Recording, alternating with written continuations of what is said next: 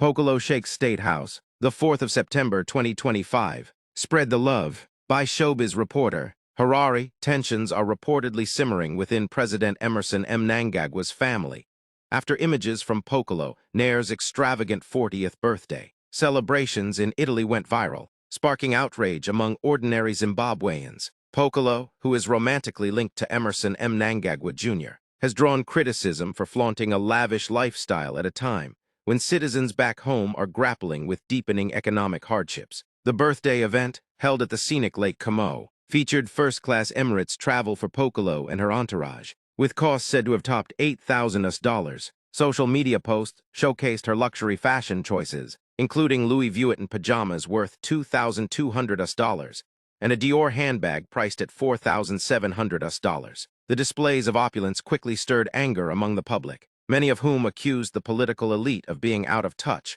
with the realities facing the majority of Zimbabweans. According to sources, First Lady Auxilia Mnangagwa is said to be deeply displeased with the relationship between Pokello and her son. Reports suggest Emerson Jr.